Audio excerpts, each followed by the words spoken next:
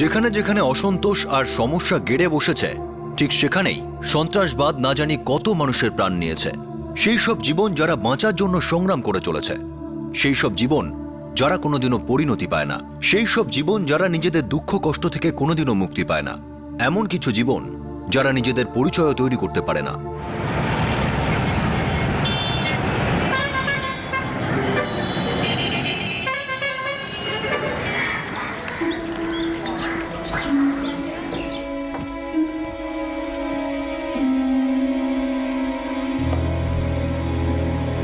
কোথায় যাচ্ছ তুমি? জাহান্নামে। আমি জানি না। তুমি আমাদের কেন এত হয়রান করো? তুমি কি নর্মাল থাকতে পারো না? নর্মাল? আর তোমার সঙ্গে মাথা খারাপ হয়ে গেছে আমার এখানে থেকে। বাবা, বাবা তুমি মায়ের কষ্টটা কেন বুঝতে চাইছো না? আমার কষ্টটা সম্পর্কে কেউ ভাবে? আমাকে একটু শান্তিতে বাঁচতে দাও।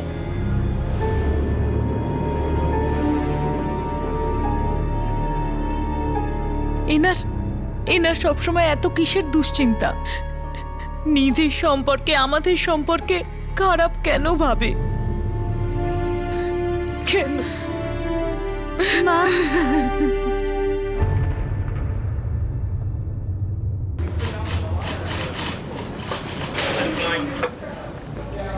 স্যার 1 সপ্তাহ হয়ে গেল বাবা এখনো বাড়ি ফেরেননি। আগে উনি খুব দুশ্চিন্তা করতেন। মনীষা দেবী, এটা কোনো নতুন ব্যাপার নয়। আপনার স্বামী প্রতি 6 মাস অন্তরই এরকম করেন, আর 9 বছর ধরে করে আসছেন। টেনশন হলেই চলে যান, আবার কয়েকদিন পরেই ফিরে আসেন, তারপর আবার কোথাও চলে যান, আর আপনি প্রতিবার কমপ্লেন করতে চলে আসেন। মনীষা দেবী, আপনি কি বলেন? আমরা কি করব? ওনার জন্য একটা স্পেশাল ডিপার্টমেন্ট খুলে দিই। আপনারা বাড়ি যান, গিয়ে অপেক্ষা করুন। আপনারাও জানেন উনি ঠিক বাড়ি ফিরে আসবেন।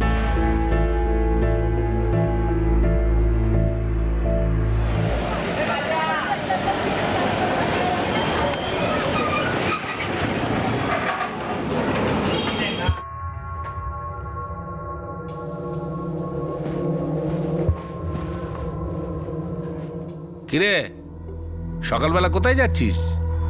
জানি না। কুনাল, তুমি কাল রাতেও নেশা করে বাড়ি এসেছো, মনে আছে নাকি সেটাও ভুলে গেছো? বৌদি, আমি নেশা করে আসিনি, একটু মাথা ঘুরে গেছিল। 40 পার হয়ে গেছে, 42 বছর বয়স তোর। কিছু কাজকর্ম কর। কতদিন আর এরকম ভাবে ঘুরে বেড়াবি?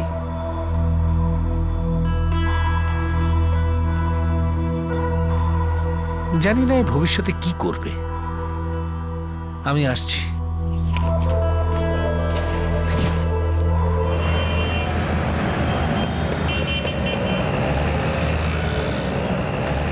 চিরাগবাবু রেডি তো?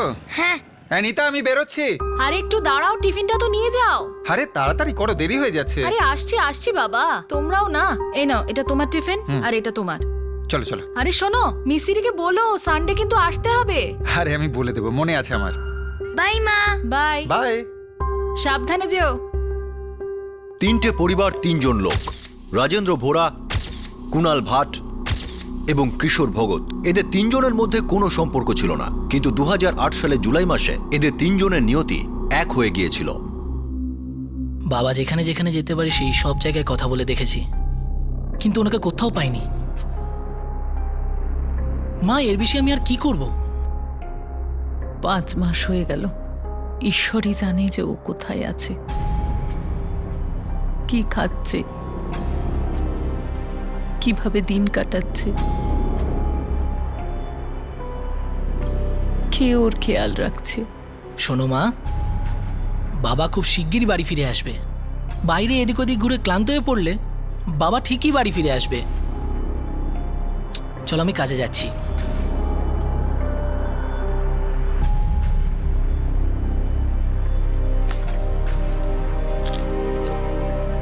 জানি না কোথায় খেয়ে পড়ে আছে। কিন্তু এতদিন বাড়ির বাইরে কখনোই থাকিনি। ও আমার ছোট ভাই, ওকে আমি খুব ভালোবাসি। জানি না ওর জীবনটা এরকম কি করে হলো, আর ও কেনই বা এসব করে, কিচ্ছু বুঝতে পারি না। সোনা, আমি টাইম করতে পারলে নিশ্চয়ই নিয়ে আসবো, ওকে? না বাবা, আমার আজ আজকেই ভিডিও গেমটা চাই। চিরাগ এরকম জেদ করে না বাবা। মা দেখো না বাবাকে, আমাকে গত 1 মাস ধরে বলে যাচ্ছে ভিডিও গেম কিনে দেবে, কিন্তু বাবা এখনো আমাকে কিনে দেয়নি। বাবু তুমি যে গেমটা চাইছো ওটা খুব দামি, কিন্তু কোনো ব্যাপার না, আজ যদি সময় বার করতে পারি আমি নিশ্চয়ই নিয়ে আসবো। প্রমিস? পাক্কা প্রমিস। বাবা হ্যাঁ? আমি তোমাকে ফোন করে মনে করে দেব। নিশ্চয়ই করবে বাবু। এই আমি আসছি, কেমন? বাই বাবা। বাই। সাবধানে যেও।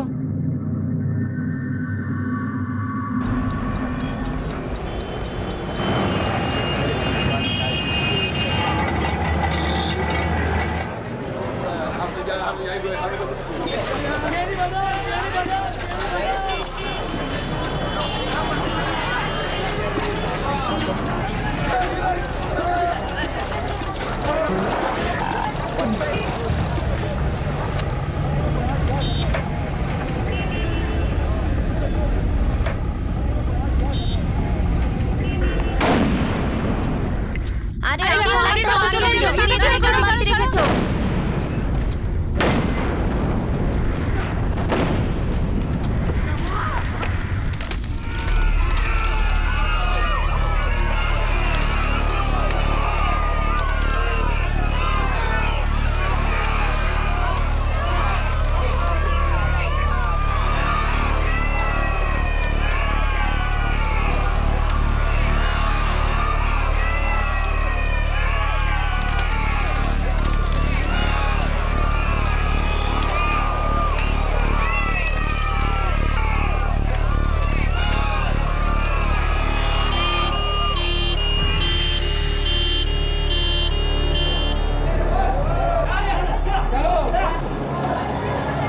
আমার কি হলো?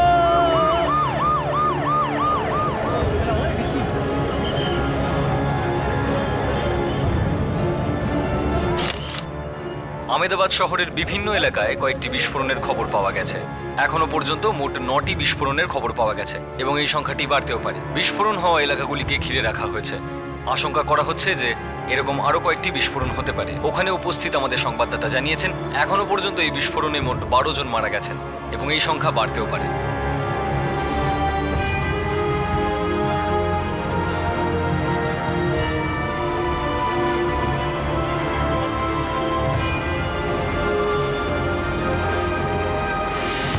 স্যার 23টা বডি এখনো বেওয়ারিশ পড়ে আছে, কেউ নিতে আসেনি। তুমি নোটিশগুলো দিয়ে যাও, এত বড় দুর্ঘটনা, সময় তো লাগবেই। স্যার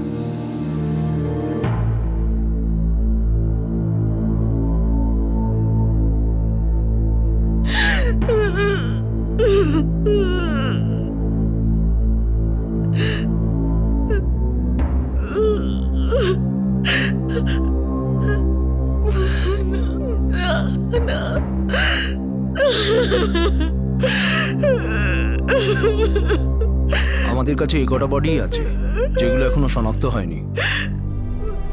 উনি সেদিন হাটকেশ্বরের দিকে গেছিলেন। আমি অনেক ফোন করেছি কিন্তু কোনো উত্তর পাইনি। দেখুন, বিস্ফোরণে অনেক জিনিস ভেঙে গুড়িয়ে গেছে, তদন্ত চলছে। আমরা কোনো খবর পেলেই আপনাকে ফোন করব।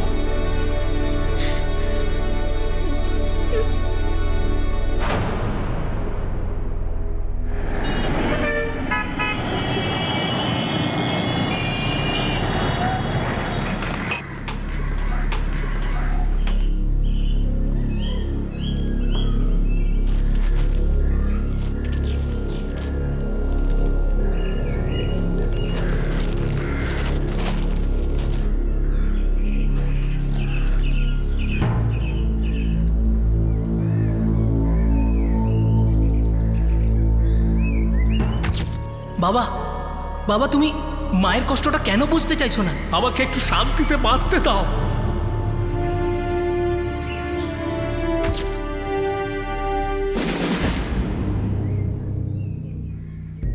চা খেয়েছিস দাদা? শ্বেতা, এদিকে আয়। এই দেখ, এনাকে বাবার মতো দেখতে না? এই যে নিনি।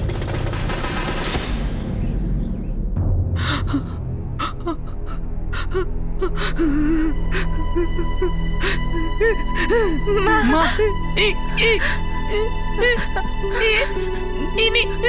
ইনি তোদের বাবা। মা মা তুমি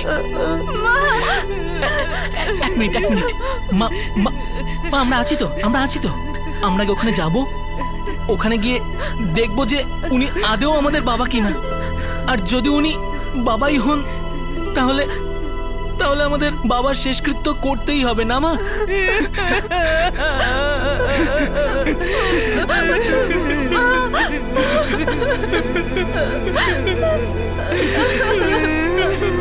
চুপ করো দাদা, চল ম্যাডামকে গিয়ে সব বলি, উনি বলে দেবেন কিভাবে কি করতে হবে।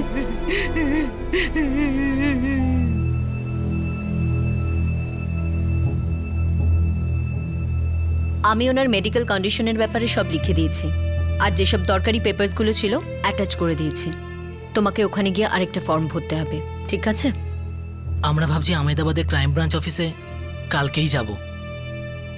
আর হ্যাঁ, ভিকটিমসদের জন্য সরকার থেকে ক্ষতিপূরণও অ্যানাউন্স করেছে, সেই ফর্মটা ভরে দেবে। Thank you doctor.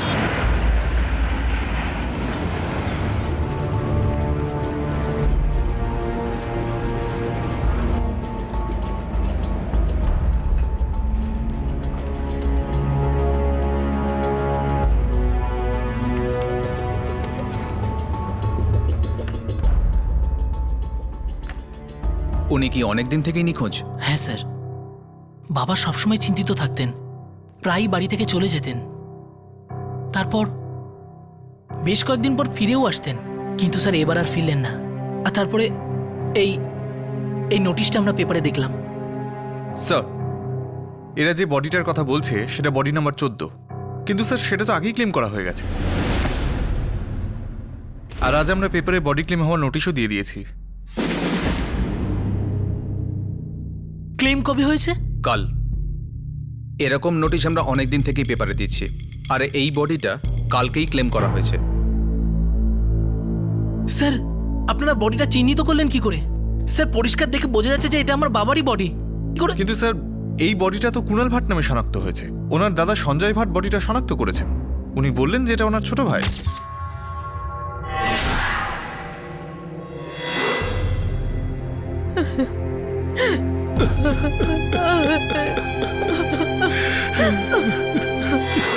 কিন্তু এটা তো আমাদের বাবা। বডির জামা কাপড় কোথায়? ইনভেস্টিগেশন টিমের কাছে আছে। স্যার, আমি কি ওগুলো দেখতে পারি? শিওর।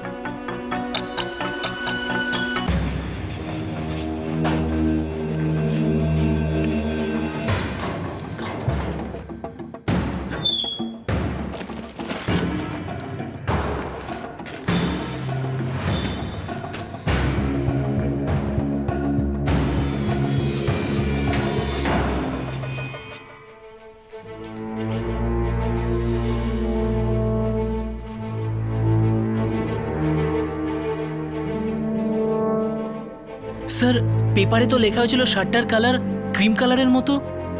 যখন বডি এসেছিল তখন কালারটা বোঝা যাচ্ছিল, পরে রক্ত স্প্রেড করে যায়।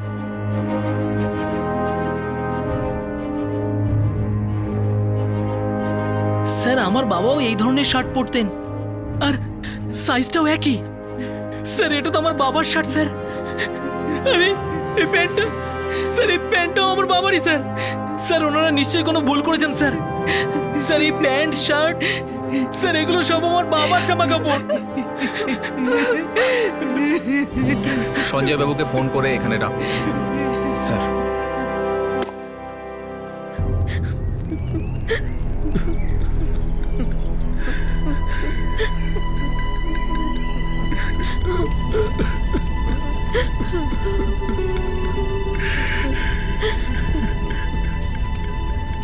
সঞ্জয়, ক্রাইম ব্রাঞ্চ থেকে ফোন করেছে। হ্যালো,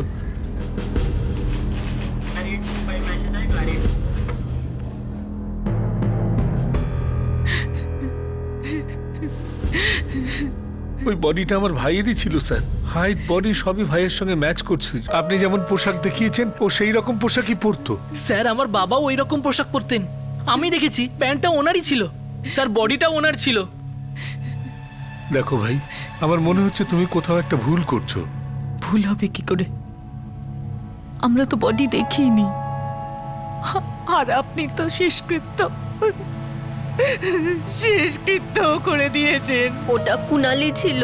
স্যার আমি একেবারে নিশ্চিত ওটা আমার বাবারই বডি ছিল।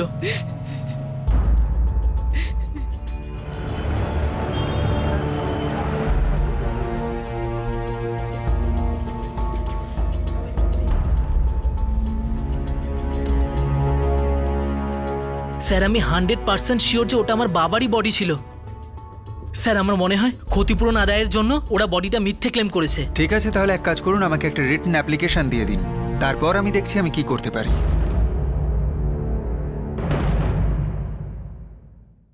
আচ্ছা, স্যার সঞ্জয়বাবু যিনি বডি ক্লেম করেছিলেন ওনার ভাইয়ের ছবি নিয়ে এসেছিলেন।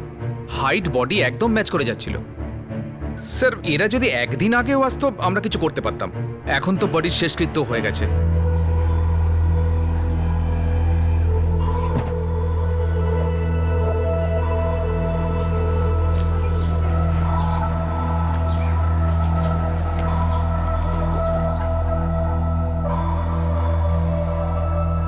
এটা 6 লাখের চেক, এটাতে একদম হাত দেবে না, এফডি করে দেবো।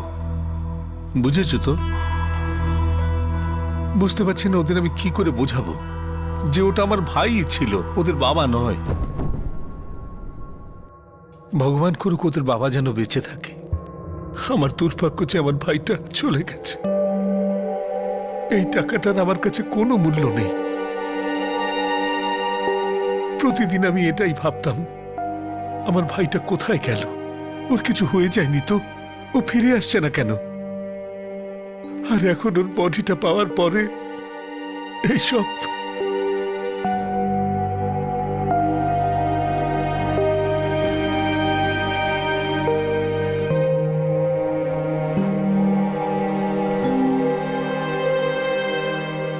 মা কিছু তো খেয়ে নাও। মা, তুমি না খেয়ে থাকলে কি বদলে যাবে কিছু? উল্টে তোমার শরীর আরো খারাপ হয়ে যাবে। কিছু বদলাবে না মা? বদলাবে কিনা আমি জানি না। আমি তো বুঝতেই পারছি না আমি এই আশায় বাঁচবো কিনা যে একদিন ও ফিরে আসবে, নাকি এই আশাতেই আমি মরে যাব যে আমি ওকে শেষ দেখা দেখে যেতে পারলাম না। আর না শেষকৃত্য। জানিস, তোদের বাবা আগে এমন ছিলেন না। যখন তোরা খুব ছোট ছিলি তখন ওনার ব্যবসায় খুব বড় লোকসান হলো, আর নিরুপায় হয়ে আমায় বাপের বাড়ি থেকে সাহায্য নিতে হলো। এই ব্যাপারটা তোদের বাবার ভালো লাগেনি, কিন্তু আমার কাছে তো আর কোনো উপায় ছিল না। আর ক্রমশ তোদের বাবা এরকম হয়ে গেল।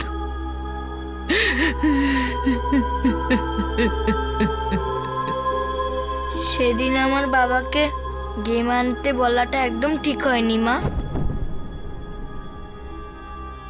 মা আমি খুব জেদি না মা। সোনা, তোমার বাবা তোমার জেদের জন্য আসছে না তা নয়। তবে বাবা আসছে না কেন?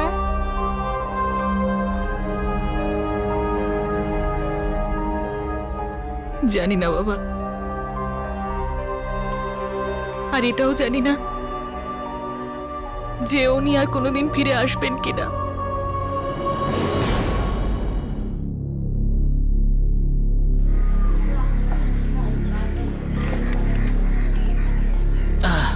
এবার ঠিক করে বেঁধে ফেলুন।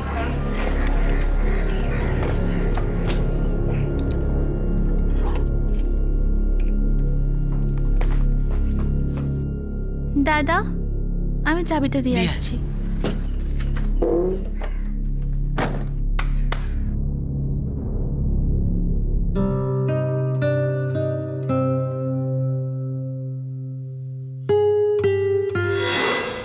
বাবা, বাবা তুমি মায়ের কষ্টটা কেন বুঝতে চাইছো না? আমার কষ্টটা সম্পর্কে কেউ ভাবে? আমাকে একটু শান্তিতে বাঁচতে দাও।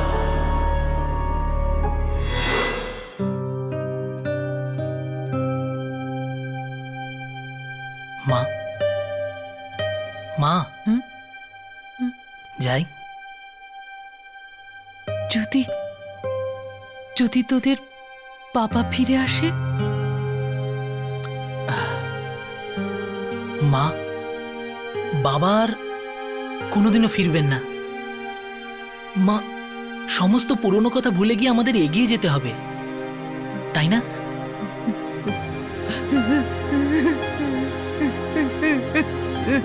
মা, তুমি নিজেকে সামলাও।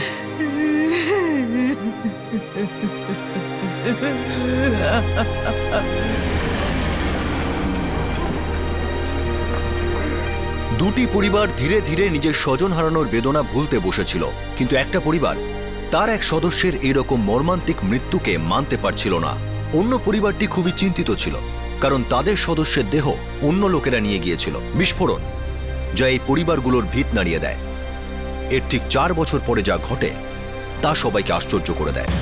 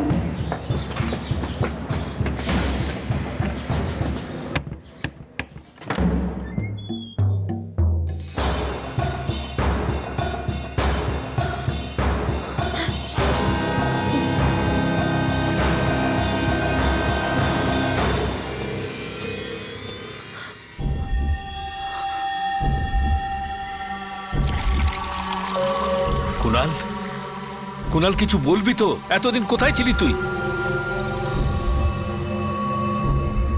কুনাল, তুই কি এটা বুঝতে পারছিস যে তুই গায়েব হয়ে কতটা ভুল করেছিস? তোকে ভেবে আমরা অন্য একজনের বডি নিয়ে এসেছি, তাও সংস্কারও করে দিয়েছি। আজ বুঝতে পারছি ওটা অন্য কারো ছিল। ওরাই ঠিক বলছিল যারা বডি নিতে এসেছিল। হয়তো ওটা ওদের বাবারই ছিল।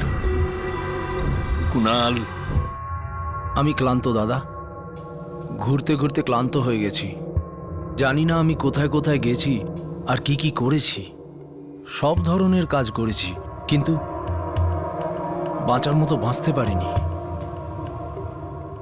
আমি তো এটাও ভুলে গেছি যে কতদিন আমি বাড়ির বাইরে ছিলাম।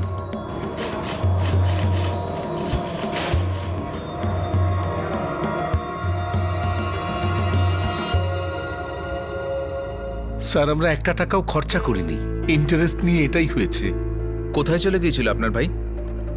কোথায় কোথায় ঘুরে বেড়াচ্ছিল, খালি ফিরেছে। আমার একটা বিরাট ভুল হয়েছে, খুব খারাপ লাগছে আমার। শোনো, ফাইল চেক করো। ওই ফ্যামিলিটার অ্যাড্রেস বা নাম্বার থাকলে যোগাযোগ করো। স্যার, স্যার, ওনাদের নম্বর তো কাজ করছে না, কিন্তু ওনাদের বাড়ির অ্যাড্রেসটা আছে। খবর তো দিতেই হবে। 4 বছর ধরে ওরা এর জন্যই লড়ছে যে বডিটা ওদের বাবারই।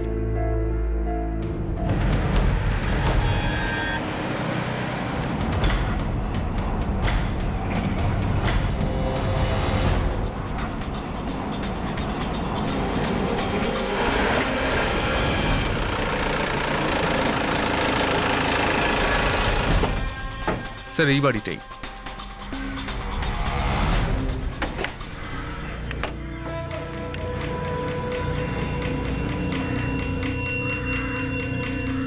এক বছর হয়ে গেল মনীষা তো ওর ছেলে আর মেয়েকে নিয়ে চলে গেছে।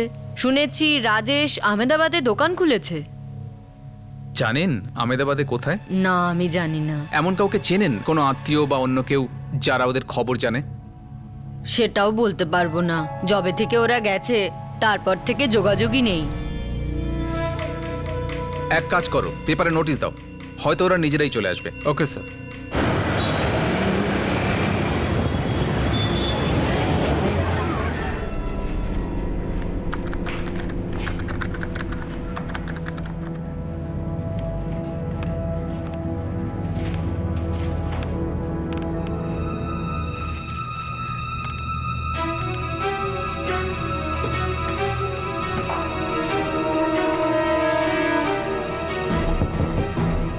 ভেতরে এসো।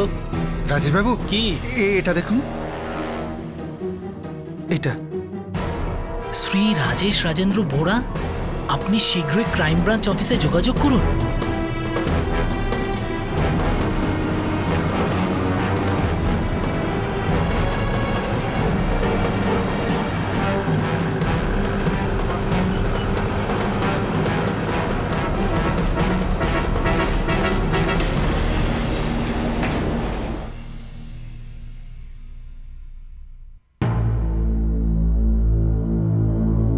আগে 4 বছর আগে এই নোটিশটা আমি খেয়াল করিনি।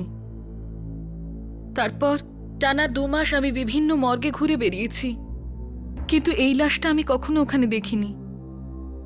নিশ্চিত এই লাশ ওর বাবা কিশোরের। মা দেখো না বাবাকে, আমাকে গত 1 মাস ধরে বলে যাচ্ছে ভিডিও গেম কিনে দেবে। আজ যদি সময় বার করতে পারি আমি নিশ্চয়ই নিয়ে আসবো। স্যার, উনি আমার বাবা। আমি আপনাদের এই কথাটা আগেও বলেছি আর এখনো বলছি। না, আমি নিশ্চিত ওটা আমার স্বামী। না স্যার, উনি আমার বাবা। না, আমি নিশ্চিত। এক মিনিট। বডির শেষকৃত্য হয়ে গেছে, আর বডিটা যার কথা ভেবে পোড়ানো হয়েছে সে 4 বছর বাদে বাড়িতে ফিরে এসেছে। আর আমরা এই নোটিশটা এজন্য দিয়েছি যাতে একটা পরিবারের কনফিউশনটা অন্তত মেটে। এখন একটা কথা তো পরিষ্কার, এই বডিটার শেষকৃত্য যার কথা ভেবে করা হয়েছে এ যে সে নয় এটা নিশ্চিত। এখন দেখতে হবে যে এ কে। আপনারা আমাদের একদিনের সময় দিন।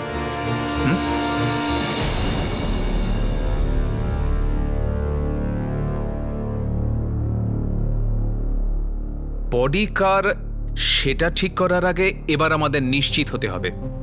কুণাল ভাটের অভ্যেস ছিল লম্বা সময়ের জন্য বাড়ি থেকে পালিয়ে যেত, তারপর হঠাৎ একদিন ফিরে আসতো।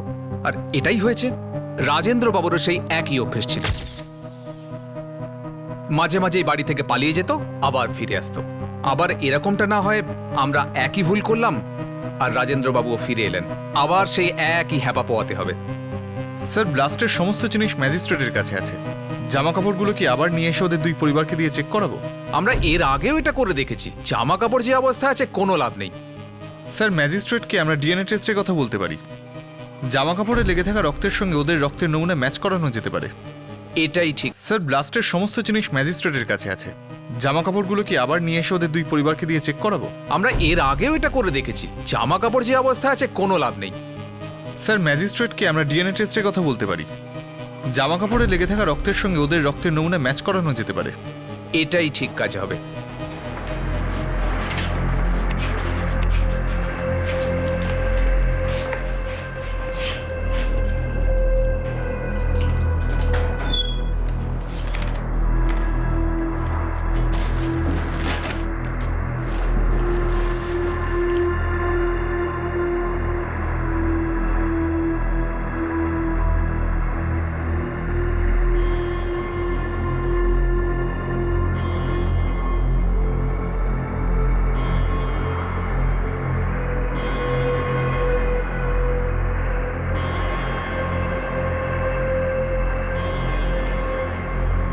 মিস্টার রাজেশ,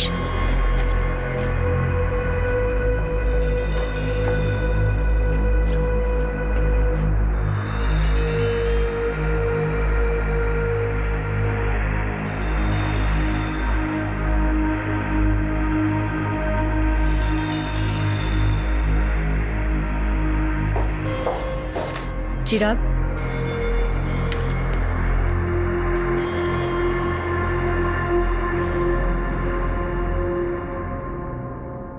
আমি প্রথম থেকেই জানতাম ওটাই তোর বাবার বডি ছিল। মা, এবার আমরা শিওর জেনে যাব। ওর চলে যাওয়াতে কি আর পাল্টাবে? হ্যাঁ, এটাই হবে যে আমি রোজ ওর অপেক্ষায় পথ চেয়ে বসে থাকব।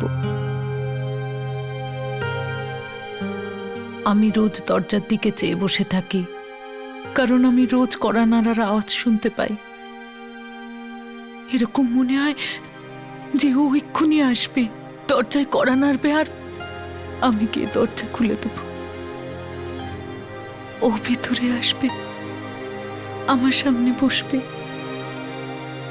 আর আমার সাথে অনেক কথা বলবে।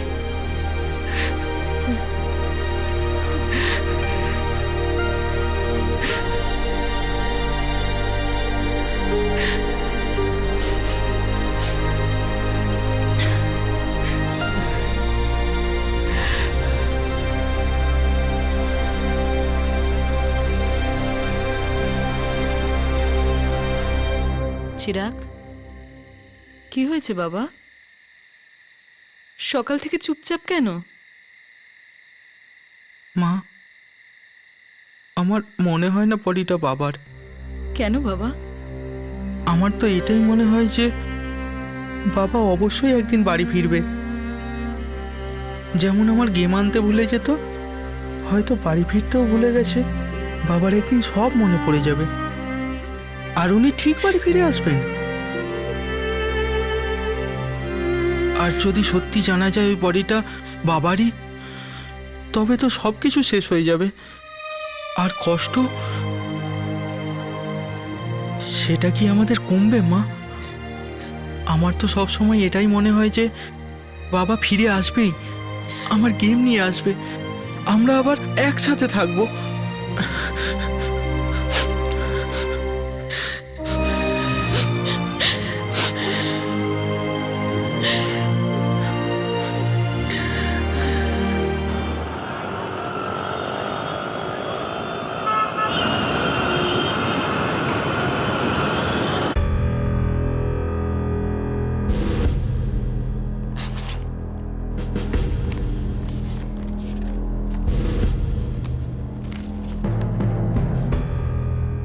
ডিএনএ রিপোর্ট অনুযায়ী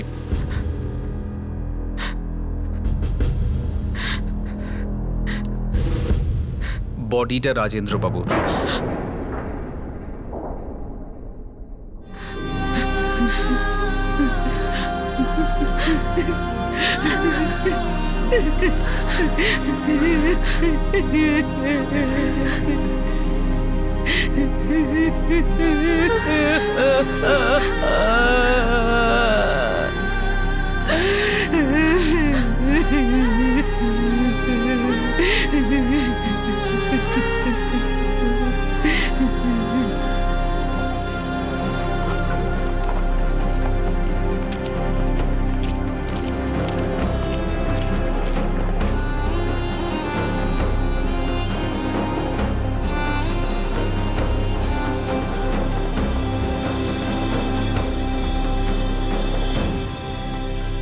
একটি পরিবার তাদের নিখোঁজ পিতা এবং স্বামীকে অবশেষে খুঁজে পেল, কিন্তু অন্য পরিবারটি তো এই বিষয়ে কিছুই জানে না যে তাদের পরিবারের সদস্যের সঙ্গে কি হয়েছে। যে ডেথ সার্টিফিকেট কুণাল ভাটের নামে তৈরি হয়েছিল, সেটাকে রেজিস্ট্রারের অফিসে রাজেন্দ্র ভোরার নামে সংশোধনের জন্য পাঠানো হয়েছে।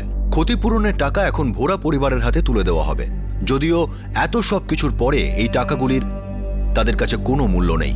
কুণাল ভাট, যিনি 4 বছর পর বাড়ি ফিরে আসেন, তিনি আবারও বাড়ি ছেড়ে চলে যান। তা দাদা বৌদি এখনো জানেন না তিনি কোথায় গেছেন আর কবে ফিরে আসবেন। কিশোর ভগতের পরিবার এখনো তাদের পরিণতির কথা জানে না। বিস্ফোরণের পিছনে কাদের হাত ছিল? বিস্ফোরণগুলি কেন করা হয়েছিল?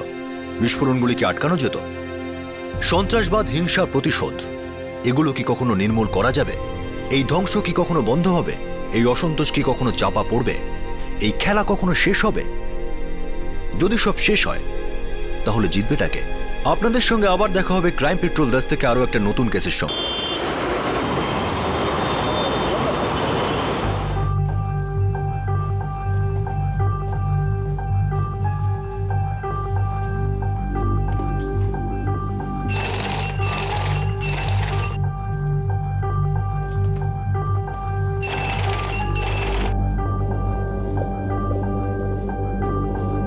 Thank you.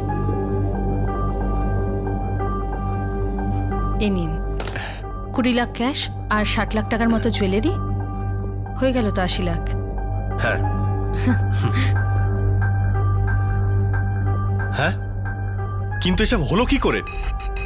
ঠিক আছে, আমি বুঝতে পারছি, যত তাড়াতাড়ি সম্ভব আমি আসছি, ঠিক আছে? হ্যাঁ হ্যাঁ, আপনি কোনো চিন্তা করবেন না, ঠিক আছে তো? কি হয়েছে? শোনো, একটা প্রবলেম হয়ে গেছে। আসলে দিল্লিতে আমার এক ঘনিষ্ঠ বন্ধুর হার্ট অ্যাটাক হয়েছে। ওর বাবা মা খুব টেনশনে আছে, ওরা বুঝতেই পারছে না কি করবে। আমার ওখানে যাওয়াটা খুবই দরকার। আচ্ছা, তাহলে এটাকে মুম্বাই কি করে পাঠাবো? সেটাই তো একটা প্রবলেম। আমি ব্রোকারকে বলছি যেন 2-1 দিনের সময় দেয় আমাকে, তারপর ব্যাঙ্গালোরে এসে আমি টাকা নিয়ে যাব। ঠিক আছে। তাবসুম, চিন্তা করো না, আমি 2 দিনেই ফিরে আসব। যদি এরকম এমার্জেন্সি না হতো আমি যেতামই না। হ্যাঁ ঠিক আছে। আচ্ছা, আমি তোমাকে ট্যাক্সিতে তুলে দিই, চলো। হ্যাঁ।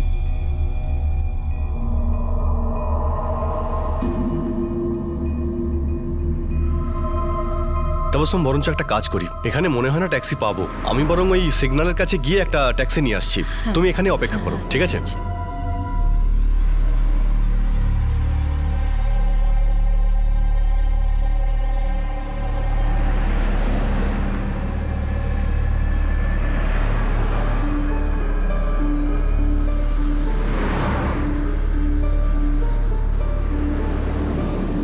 The number you have dialed is currently switched off. The number you have dialed is currently switched off. আমি কিছু বলেছেন দিল্লির কোথায় গেছেন? না রে বাবু, ও খুব টেনশনে ছিল আর আমিও। তারপরে ও ট্যাক্সি ডাকতে গেল আর জানি না কি হলো, ফোনেও পাচ্ছি না। আচ্ছা, সেই হোটেল যেখানে উনি উঠেছিলেন? কৃষ্ণা নাম বলেছিল। আমি এক কাজ করছি, ওখানে গিয়ে একবার দেখে আসছি। ঠিক আছে, যা দেখে আয়।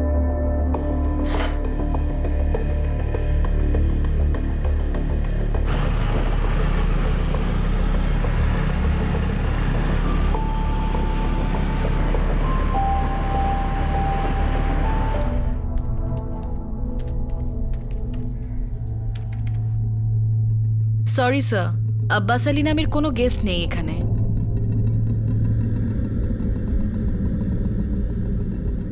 The number you have dialed.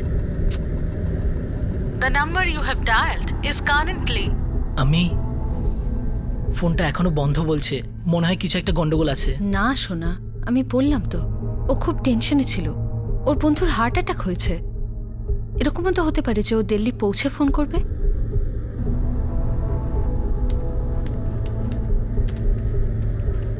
যে নম্বরটিতে ফোন করছেন সেটি এখন বন্ধ আছে। The number you have dialed currently switched off.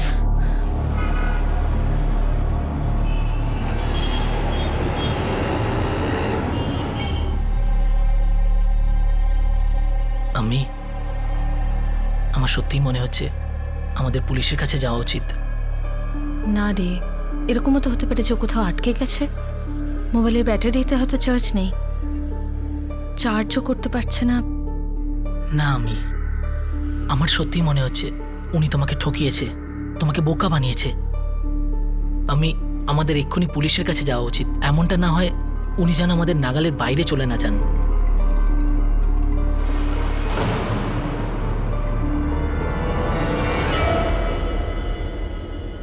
High, আমি তাবাসুম, বয়স 41, আমি ডিভোর্সি। 17 বছরের ছেলে আছে। ব্যাঙ্গালোরের একটা প্রাইভেট ফার্মে ভালো পজিশনে চাকরি করি। আমার একজন লাভিং অ্যান্ড কেয়ারিং হাজব্যান্ডের প্রয়োজন। হাই, আমি নার্গিস, 39 বছর বয়স। আমার একটা 8 বছরের ছেলে আছে। আমি ভোপালের প্রাইভেট ফার্মের সিনিয়র লেভেল ম্যানেজার। আমি এমন একজন সঙ্গীকে চাই যে আমার সাথে জীবনের সমস্ত খুশিকে ভাগ করে নেবে। নমস্কার, আমি গিরিজা, বড়দায় থাকি। আমার স্বামীর থেকে সেপারেটেড আর আমার কোনো সন্তান নেই।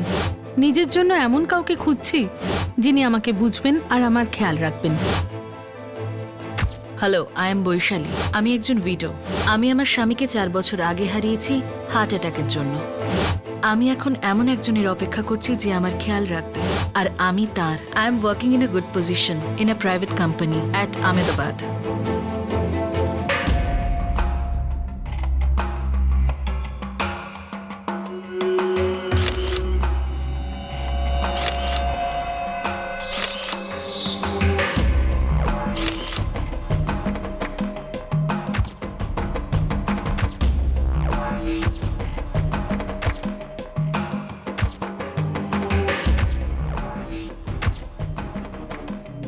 প্রত্যেক মানুষ স্বপ্ন দেখে একজন ভালো জীবন সঙ্গী পাওয়ার।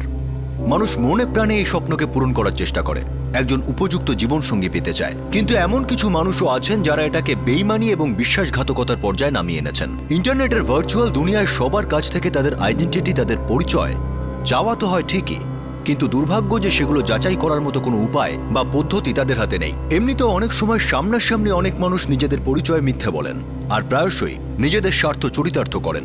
এটা একটা ইঙ্গিত যে যাচাই না করা অনলাইন আইডেন্টিটি, একটা মিথ্যে পরিচয় কি ধরনের প্রতারণা করতে পারে। 20 লাখ ক্যাশ আর 60 লাখের জুয়েলারি ছিল। আপনি এতগুলো টাকা ক্যাশ আর জুয়েলারি এমন একটা লোকের হাতে দিয়ে দিলেন যার ফোন নাম্বার ছাড়া আর কিছুই জানেন না। স্যার, উনি মাকে বশ করে ফেলেছিলেন আর আমিও ওর ফাঁদে পড়ে যায়, ওনাকে পছন্দ করতে শুরু করে। এই আব্বাস আলীর ব্যাপারে আপনি যা যা জানেন ডিটেলে বলুন। স্যার, আমার বোনের স্বামী ওকে 2 বছর আগেই ছেড়ে দিয়েছে। এ খুব একলা হয়ে গিয়েছিল। আমি ওকে বললাম যে কিছু একটা কর, একজন ভালো মনের মানুষ খোঁজ আর জীবনে এগিয়ে চল। শোন, তুই খুব ভালো একটা চাকরি করিস, সব কিছু আছে তোর কাছে, কি নেই তোর? তোর বয়স মাত্র 41 বছর আর তোর সামনে পুরো জীবনটা পড়ে আছে। তুই আবার বিয়ে কর। এরকম কি করে করবো শেহনাজ? সুলেমানের 17 বছর বয়স, জানি না ও কি ভাববে। ও 17 বছরের, এটাই তো সুবিধা, বড় হয়েছে, সবকিছু বুঝতে পারবে। আমি এই বয়সে এখন নিজের জন্য হাজবেন্ড খুঁজবো, আমার তো ভাবলেই লজ্জা হচ্ছে। শোন, দিন বদলাচ্ছে, কি আর করতে হবে? ম্যাট্রিমনি সাইটে তোর প্রোফাইল দিয়ে দে, ব্যাস হয়ে গেল। আচ্ছা ঠিক আছে, তোর জন্য এটাও আমি করে দেবো, তুই শুধু হ্যাঁ বলে দে। তারপর আমি ওকে হেল্প করি। আমি ওর প্রোফাইলটা findmeamatch.com এ পোস্ট করি। তো আব্বাস আলী আপনার সাথে ওই সাইটের মাধ্যমে যোগাযোগ করে? হ্যাঁ, এই বছর সেপ্টেম্বরে।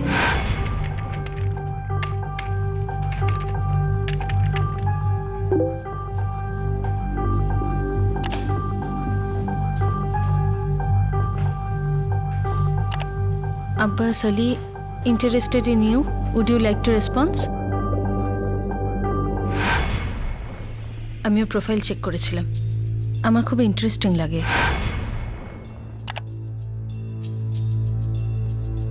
আব্বাস আলী, বয়স 40 বছর, সিঙ্গেল, ইউকেতে আইটি প্রফেশনাল। এমন একজন জীবন সঙ্গীকে খুঁজছি যে শুধু আমাকেই ভালোবাসবে, আমার সম্পত্তি বা আমার স্ট্যাটাসকে নয়, যে আমার সঙ্গে জীবনের সবচেয়ে ভালো মুহূর্তগুলো কাটাতে চায়। আরে পছন্দ হয়েছে তো রেসপন্স কর। হ্যাঁ, কিন্তু শেহনাজ, আমার খুব ভয় লাগছে। তাবাসসুম, তোর আগের স্বামীর থেকে যে কেউ ভালো হবে। আর তুই তো শুধু কথাবার্তাই বলছিস, নিকা তো করতে যাচ্ছিস না। তো তোর কি মনে হচ্ছে নাম্বার দিয়ে দেবো? তা না হলে ও তোকে ফোন করবে কি করে? ঠিক আছে। হ্যাঁ, প্রথমবার কথা বলে ঠিকই লেগেছিল, তাই জন্য আমি দেখা করতে রাজি হলাম। প্রথমবার ওর সাথে কবে আর কোথায় দেখা করেন? ব্যাঙ্গালোর, সেপ্টেম্বরের 2nd উইকে দেখা করতে এসেছিল। আপনি একা গিয়েছিলেন দেখা করতে? হ্যাঁ, প্রথমবার একাই গেছিলাম।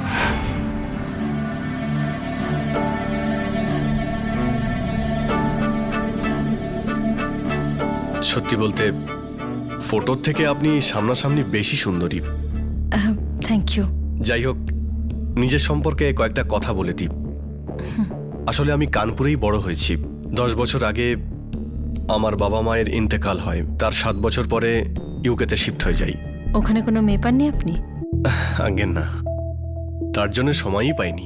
আর তারপর আমি এটাই ভেবে নিয়েছিলাম, থ্যাংক ইউ, ঠিক করেছিলাম যে ইন্ডিয়াতে এসেই বিয়ে করব। আসলে আমি 3 মাস আগেই প্রোফাইলটা ক্রিয়েট করি, কারণ কানপুরে আমাদের অনেক সম্পত্তি আছে, সেটা বিক্রি করার জন্য এখানে এসেছি।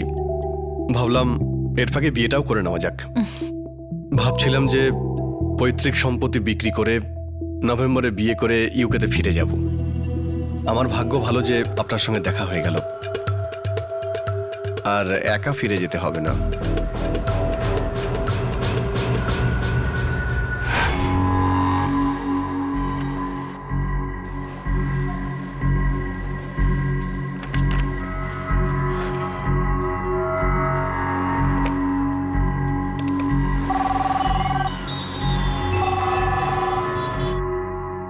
হ্যালো, আমি পিআই বলছি, city police station Kanpur. Good afternoon sir, Bengaluru police station থেকে পিএসআই বলছি স্যার। হ্যাঁ স্যার, বলুন কি ব্যাপার? স্যার একজন ঠককে খুঁজছি, খবর আছে সে কানপুরে থাকতে পারে। ওর কোনো ডিটেল আছে আপনার কাছে? স্যার ম্যাট্রিমোনিয়াল সাইট থেকে বের করা ওর একটা প্রোফাইল আছে আমাদের কাছে। ঠিক আছে, ওর প্রোফাইলটা ফ্যাক্স করে দিন, আমি দেখছি। Thank you sir. আপনাদের কখনোই মনে হয়নি যে এটা একটা ফ্রড হতে পারে? আঁকে না স্যার, আমাদের একদমই মনে হয়নি। স্যার আমিও খুব খুশি ছিলাম। আমি ভেবেছিলাম আমিও হয়তো খুশি থাকবে, কেননা আব্বার কাছে আমি শুধু দুঃখ আর কষ্ট ছাড়া কিছুই পাইনি। দেখুন, আপনাদেরকে আমি শুধু একটাই কথা বলতে চাই, সেটা হলো যে আমি তাবাসসুমকে খুব ভালোবাসি। আর আপনাদের যদি এই ব্যাপারে কোনো রকম আপত্তি থাকে তাহলে আমি ওকে নিয়ে পালিয়ে যাব। Just joking. আচ্ছা দেখো সুলেমান, তোমার থ্যাংক ইউ। আলটিমেটলি আমাকে তো ইন্ডিয়াতে সেটেল হতে হবে, কিন্তু কম করে 16 থেকে 17 বছর আমাকে ইউকেতেই থাকতে হবে। অনেক টাকা কামাতে হবে, কারণ যখন আমি ফিরে আসবো তাবাসসুমের সঙ্গে যাতে একটা কমফোর্টেবল লাইফ কাটাতে পারি। এই জন্য আমি এটা চাই যে তোমরা সবাই আমার সঙ্গে ইউকেতে শিফট হয়ে যাও। আমি জানি তুমি ইয়াং, তোমার অনেক স্বপ্ন রয়েছে, অনেক ইচ্ছা রয়েছে। You are free to say anything you want. তোমার ইচ্ছে মতো বাঁচার পুরো অধিকার আছে। আমার তো শুধু একটাই ইচ্ছা, আমি খুশি থাকুক, কারণ উনিই আমার সবকিছু। সরি বস, এখন ও আমার সবকিছু। স্যার ও মুহূর্তের মধ্যেই সবার মন জয় করে নিত, খুবই চার্মিং ছিল, আমাদের কখনোই ওর উপর সন্দেহ হয়নি। আপনাদের কি কখনোই মনে হয়নি যে ওর অ্যাড্রেসটা নেওয়া দরকার, ও কি কাজ করে সেটা জানা দরকার? আর আপনাদের কথা অনুযায়ী ও খুব পয়সাওয়ালা ছিল, তাহলে ওর আপনার পয়সার প্রয়োজনটা কি? আর আপনি তার সম্পর্কে কিছু না জেনে শুনেই আপনার জুয়েলারি আর ক্যাশ তার হাতে দিয়ে দিলেন। আশ্চর্য। স্যার আমি ভেবেছিলাম যে ওই সব কিছু আমাদের ভবিষ্যতের ভালোর জন্য করছে। তাবাসসুম, মুম্বাইতে জুহু বিচের ধারে একদম সমুদ্রের কাছে একটা খুব সুন্দর বাংলো দেখেছি। আচ্ছা। ভাবছি ওখানে একটা বুটিক হোটেল বানাবো, কম রুমের, সুন্দর বাট ভেরি ক্লাসিক। আর কি, বুড়ো হওয়ার পরে ইন্ডিয়াতে শিফট হয়ে যাব, দুজনে একসঙ্গে হোটেল চালাবো। আর তাছাড়া সুলেমানেরও তো কাজে লাগবে পরে, যখন ও আরো বড় হয়ে যাবে, he can take over. Suleman আপনাকে পছন্দ করে, আপনি জানেন। আমি সবসময় এটাই ভয় পেতাম যে আমার জীবনে কেউ এলে ও সেটা মানতে পারবে কিনা, but he is okay with you. আমিও সুলেমানকে খুব পছন্দ করি, খুব বুদ্ধিমান ছেলেও। He has a very bright future. তো বাংলোর ডিল পুরো করার জন্য আপনাকে মুম্বাই যেতে হবে? হ্যাঁ, আমি সবকিছু ভেবেই রেখেছি। আসলে কানপুরের ওই বাংলোটা যদি একবার বিক্রি হয়ে যায় তাহলে কম করে ওটা থেকে 2.5 কোটি পাবো, আর তারপরে ব্যাংক থেকে লোন নিয়ে নেবো 1 কোটি, তারপরে ডিল পাকা। এই সমস্ত কমপ্লিট করতে প্রায় 3 সপ্তাহ লেগে যাবে। তারপর ফিরে এসে আপনার সঙ্গে নিকা করে ইউকেতে শিফট হয়ে যাব। তো এর জন্য আপনাকে ব্যাংক থেকে লোন নিতে হবে। হ্যাঁ, আসলে 1 কোটি কম পড়ছে তো, তাই। আর আপনি যদি আমার কাছ থেকে টাকা চান তাহলে আপনার ইগোতে লাগবে, রাইট? না, কিন্তু তাও আমি তোমার কাছ থেকে নেব না, যদি নিতেই হয় সেটা বিয়ের পরে। আব্বাস, এই সব কিছু তো আপনি আমাদের ফিউচারের জন্যই করছেন, আর আমার নিজের ভালোবাসার প্রতি পুরো আস্থা আছে, আর তার জন্য কোনো বিয়ে স্ট্যাম্পের দরকার নেই। দেখো তাবাসসুম, আমি এটা চাই না যে তুমি কোনোভাবেই আমার ভালোবাসাকে সন্দেহ করো, আর আমি তোমাকে কোনোভাবেই হারাতে চাই না। আপনি এরকম কেন ভাবছেন? আমি যেটা দিচ্ছি সেটা নিয়ে নিন। অ্যালুমিনিতে আমি প্রচুর টাকা পেয়েছি, জুয়েলারি আর ক্যাশ মিলিয়ে মোটামুটি 70-80 লাখ টাকা হবে। আমাদের প্রবলেমটা সর্ট আউট হয়ে যাবে। তাহলে তুমি অনেক টাকার মাল কিনে ধরো যদি এতগুলো টাকা নিয়ে আমি পালিয়ে যাই তবে? হ্যাঁ, তো যান না পালিয়ে। আচ্ছা, কিন্তু একটা কথা, আপনার সাথে সাথে আমাকেও নিয়ে যাবেন। আশ্চর্য, আপনি তো দেখছি নিজেই খাল কেটে কুমির ডেকে এনেছেন।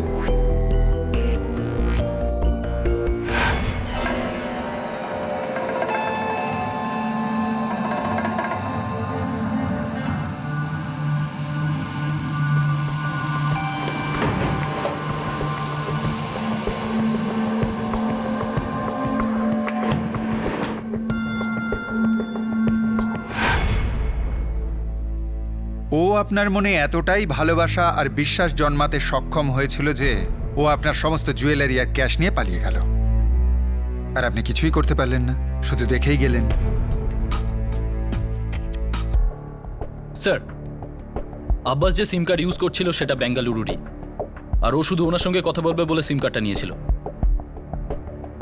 ম্যাডাম, আপনি বলেছিলেন যে যেদিন আপনি ওকে আপনার ক্যাশ আর জুয়েলারি দিয়েছিলেন সেদিন ওর দিল্লি থেকে ফোন এসেছিল। হ্যাঁ স্যার। সেদিন ওর দিল্লি থেকে কোনো ফোনই আসেনি। কিন্তু এসব হলো কি করে? ঠিক আছে, আমি বুঝতে পারছি, যত তাড়াতাড়ি সম্ভব আমি আসছি, ঠিক আছে? ও খুব বুদ্ধি করে আপনাকে ঠকিয়েছে। স্যার, উনি আমাদের সবাইকে ঠকিয়েছেন। আমার আম্মি সরলতাকে কাজে লাগিয়েছে, আমাদের সরলতাকে কাজে লাগিয়েছে। ওকে অবশ্যই শাস্তি পেতে হবে স্যার। পাবে, ও নিশ্চয়ই শাস্তি পাবে, বাঁচতে পারবে না ও। কিন্তু এখন আমাদের কাছে ওর মিথ্যে পরিচয় ছাড়া কিছুই নেই। একটা মিথ্যে পরিচয়, একটা মিথ্যে নাম, সবটাই ফেক।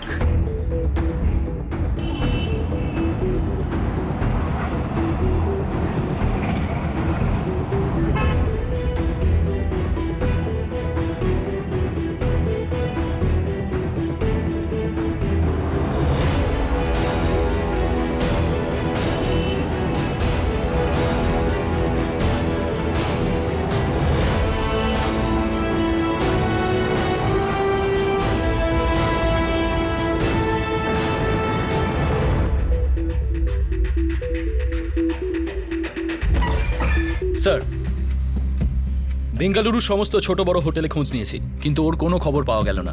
আপাতত ওর IMEI নাম্বারটা ট্র্যাকিংয়ে দিয়ে দিয়েছি, কিন্তু আপাতত ওর ফোনটা সুইচ অফ আছে। এর ওই কানপুরের কানেকশনটা কি হলো?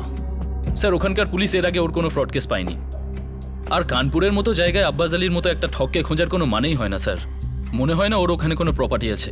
কোনো প্রমাণ না রেখে এত বড় একটা ফ্রড করে সহজে পালিয়ে গেল। অদ্ভুত ব্যাপার স্যার, ওনারা এটুকুও জানে না যে ও ইউকেতে কি কাজ করতো। আমার তো ওর এই ইউকের গল্পটাও মিথ্যে মনে হচ্ছে।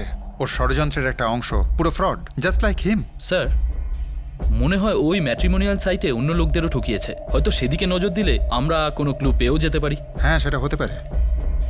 তুমি একটা কাজ করো, টেকনিক্যাল টিম থেকে নীলেশ স্বামীকে ডাকো। স্যার।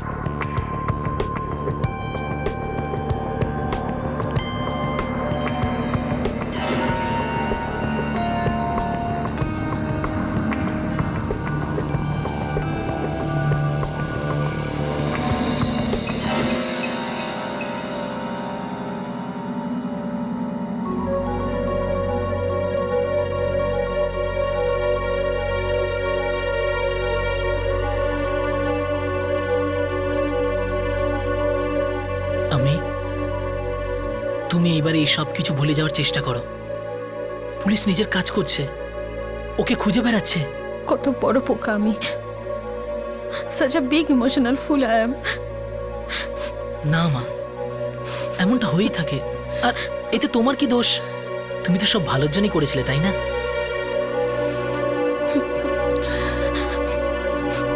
তাবাসসুমের সঙ্গে যে প্রতারণা করেছিল তার আসল পরিচয় সম্পর্কে কোনো প্রমাণ পাওয়া যায়নি। এটাও উড়িয়ে দেওয়া যায় না যে আব্বাস আলী সম্পূর্ণ ভুয়ো একটি নাম। এটা কি এই ব্যক্তির প্রথম প্রতারণা ছিল, নাকি এটা তার করা অনেকগুলি প্রতারণার মধ্যে মাত্র? তাবাসসুমের সঙ্গে যে প্রতারণা করেছিল তার আসল পরিচয় সম্পর্কে কোনো প্রমাণ পাওয়া যায়নি। এটাও উড়িয়ে দেওয়া যায় না যে আব্বাস আলী সম্পূর্ণ ভুয়ো একটি নাম। এটা কি এই ব্যক্তির প্রথম প্রতারণা ছিল, নাকি এটা তার করা অনেকগুলি প্রতারণার মধ্যে মাত্র একটি ছিল?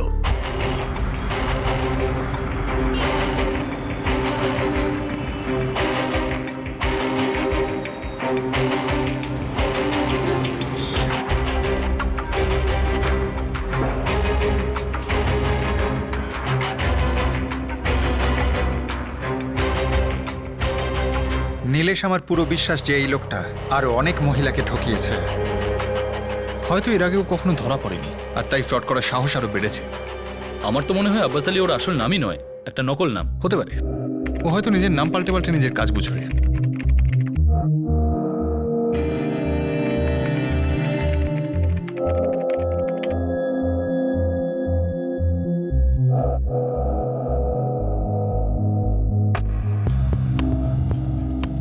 এর প্রোফাইল তো ডিঅ্যাক্টিভেট করে দেওয়া হয়েছে 26 অক্টোবর 2012-তে। কোথা থেকে করেছে?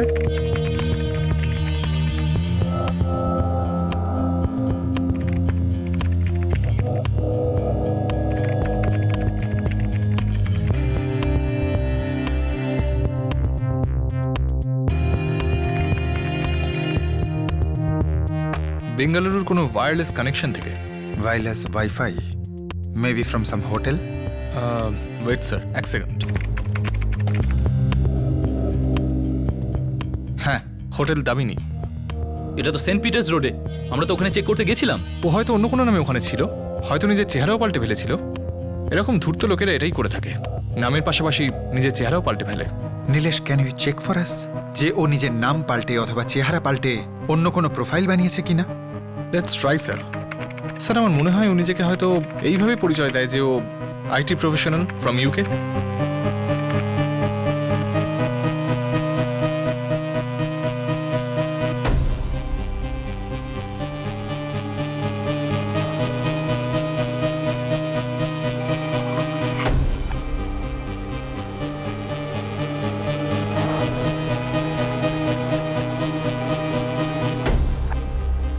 স্যার, এর দাড়িটা যদি এরকম করে দেওয়া হয় তাহলে এটা ওই লোকটাই যাকে আমরা খুঁজছি। কিন্তু এর নাম তো এখানে দেখাচ্ছে নওয়াজ কুরেশি। এই অ্যাকাউন্টটা অ্যাক্টিভ আছে? না স্যার, এই প্রোফাইলটা ফেব্রুয়ারি 2012-তে তৈরি হয় আর জুন 2012-তে ডিঅ্যাক্টিভেট করে দেওয়া হয়। হয়তো তখনও এরকম কোনো ক্রাইম করেছিল আর তারপর ডিঅ্যাক্টিভেট করে দিয়েছে। Maybe you are right. তাহলে বরং ওই সময় ওর করা কিছু ইন্টারাকশনস দেখা যাক।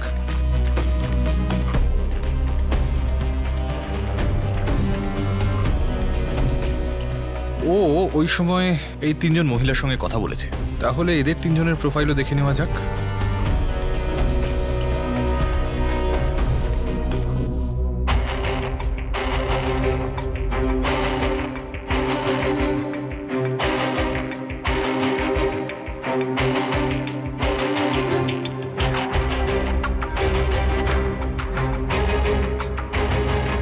মেহেরুন্নিসা, সোনিয়া আর বৈশালী।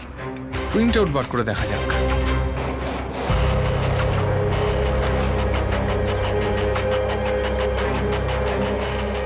প্রথম জন কলকাতার, দ্বিতীয় জন অমৃতসরের, আর তৃতীয় জন হলো আহমেদাবাদের। স্যার, এর থেকে আমরা কি জানবো সেটা বলতে পারছি না, কিন্তু স্যার এই পসিবিলিটি আছে যে এই তিনজনকেও হয়তো ঠকিয়েছে। যাই হোক, কিন্তু হয়তো এই তিনজনের মাধ্যমে আমরা ওর কোনো ক্লু পেয়ে যাব।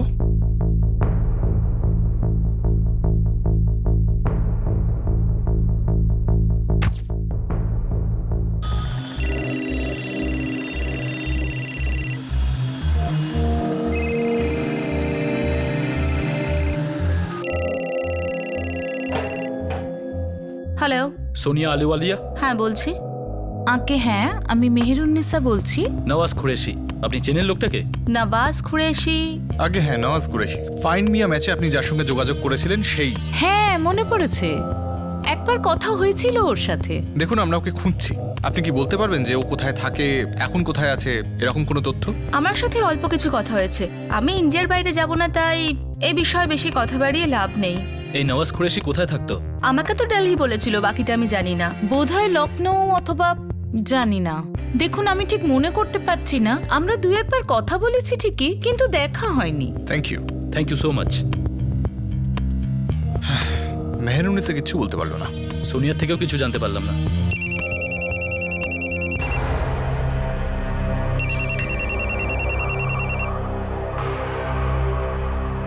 হ্যালো, বৈশালী গণত্রা। হ্যাঁ বলছি, আপনি কে? বেঙ্গালুরু পুলিশ স্টেশন থেকে পিএসআই বলছি। হ্যাঁ বলুন, কি ব্যাপার? আপনি কি নওয়াজ কুরেশি নামে কাউকে চেনেন? ব্যাপারটা কি? আপনি কি ওনাকে চেনেন?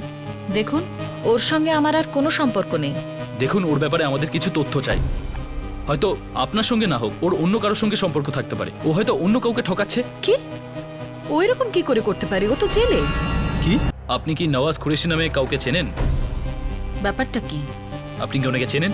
দেখুন, ওর সঙ্গে আমার আর কোনো সম্পর্ক নেই। দেখুন, ওর ব্যাপারে আমাদের কিছু তথ্য চাই। হয়তো আপনার সঙ্গে না হোক, ওর অন্য কারোর সঙ্গে সম্পর্ক থাকতে পারে। ও হয়তো অন্য কাউকে ঠকাচ্ছে। কি? ও এরকম কি করে করতে পারে? ও তো জেলে। কি?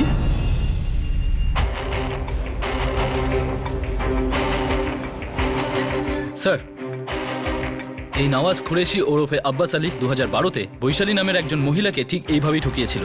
আর সে বলছে ওকে গ্রেপ্তার করে জেলে পাঠানো হয়েছে। কোন জায়গায়? আহমেদাবাদ।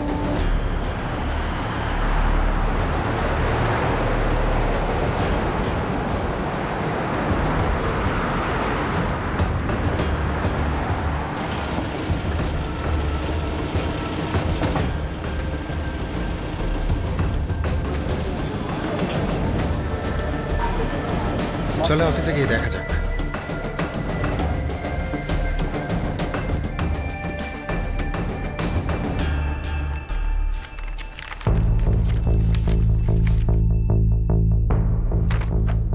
এই ব্যক্তি 29শে জুন গ্রেপ্তার হয়, 30শে জুন একে কোর্টে পেশ করা হয় এবং জুডিশিয়াল কাস্টডিতে পাঠানো হয়।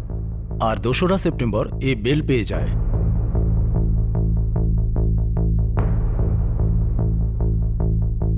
বারোত্রা থেকে গ্রেপ্তার হয়েছিল। খুব নির্লজ্জ মানুষ।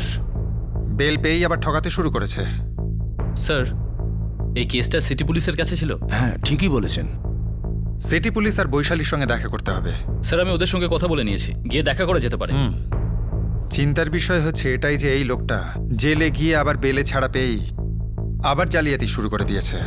মানে নিজের স্বভাবটা বদলাতে পারছে না। এর শোধরাবার নয়। আমরা যদি একে ধরতে না পারি তাহলে না জানি কত মহিলার সর্বনাশ করবে আর কত লোককেও ঠকাবে। Yes sir. নীলেশ, ওই লোকটাকে আমাদের ক্রমাগত ট্র্যাক করে যেতে হবে। এ পাল্টাবার নয়, এ আবার নতুন কোনো প্রোফাইল তৈরি করে কোনো মহিলাকে ঠকাবার চেষ্টা করবে। আহমেদাবাদ থেকে খবর পেয়েছি। ওকে গ্রেপ্তার করার আগে অনেক কাজ বাকি আছে। ম্যাট্রিমোনিয়াল সাইটগুলোতে আমি নজর রাখবো স্যার। আর সোশ্যাল নেটওয়ার্কিং সাইটেও নজর রেখো। হয়তো সেখানে এমন কিছু প্রোফাইল পেতে পারো যার থেকে ওর সম্পর্কে আমরা কিছু জানতে পারবো।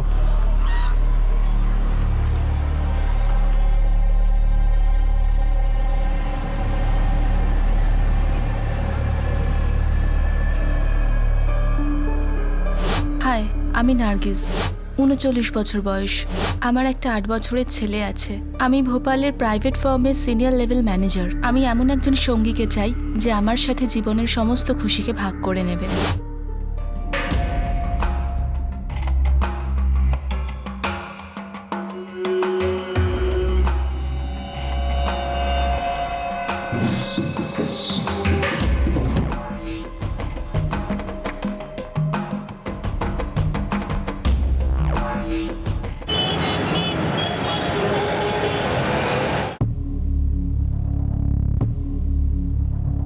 ও নিজের নাম নওয়াজ কুরেশি বলেছিল। রিয়েল নামটা কি আমি জানি না। পুলিশ ওকে গ্রেপ্তার করার পর কি আপনার সঙ্গে ওর দেখা হয়েছে? আগে না, কিন্তু অ্যারেস্টের পর পুলিশই আমাকে বলেছিল যে ওর নাম নওয়াজ কুরেশি নয়। দেখুন, আমরা যখন ওকে ধরেছিলাম তখনও আর একজন মহিলাকে ঠকিয়ে পালানোর চেষ্টা করছিল, কিন্তু আলতাফ অন্য নাম নিয়ে ওখানে ছিল। আমি খুব বোকা যে ওর কথাই ভুলে গেছিলাম। এনিওয়েজ, এখন আমি আর ওর সম্পর্কে কথা বলতে চাই না। বৈশালী দেবী, আমি বুঝতে পারছি আপনার সাথে যেটা ঘটেছে সেটা ভাবতে গেলে আপনার কষ্ট হচ্ছে, কিন্তু ওই লোকটা এখনো পাল্টায়নি। ও নিজের স্বভাবকে এখনো বদল করেনি। বহু মেয়েকে ঠকাচ্ছে ও। আই এম শিওর নিশ্চয়ই আপনি চাইবেন না আপনার সাথে যা ঘটেছে তা আর কারোর সঙ্গে ঘটুক।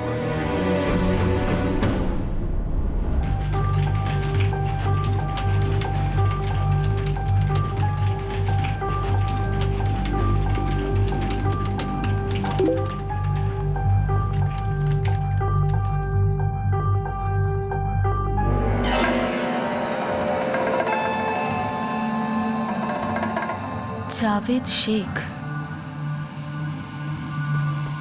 High, I am Javed Sheikh. ফটোর থেকেও আপনি অনেক বেশি সুন্দরী নার্গিস।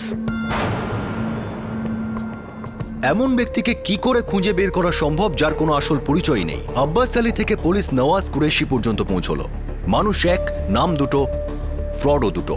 একটা ফ্রড বেঙ্গালুরু তাবাসুমের সঙ্গে, অন্য ফ্রড আহমেদাবাদের বৈশালীর সঙ্গে, আর সে হয়তো তৃতীয় ফ্রডও করতে চলেছিল যখন পুলিশ তাকে হাতে নাতে ধরে ফেলে, আর তারপর সে বেইলে ছাড়া পায়। কিন্তু পুলিশ তার মোডাস অপারেন্ডি বা তার সম্পর্কে ঠিক মতো খোঁজ খবর নেওয়ার আগেই সে জাভেদ শেখ সেজে তার পরের শিকারকে টোপ দিয়ে ফেলেছিল, ভোপালের নার্গিস। কিন্তু সে নার্গিসকে নিজের ফাঁদে ফেলার আগেই পুলিশ কি তাকে গ্রেফতার করতে পারবে? নার্গিসও কি তার প্রেমের ফাঁদে শিকার হয়ে ধরা দেবে? পরের দিন আমরা আপনাদের দেখাবো এই ম্যারাথন সিরিয়াল প্রতারককে পুলিশ কিভাবে ধরল তার দ্বিতীয় তথা শেষ ভাগ।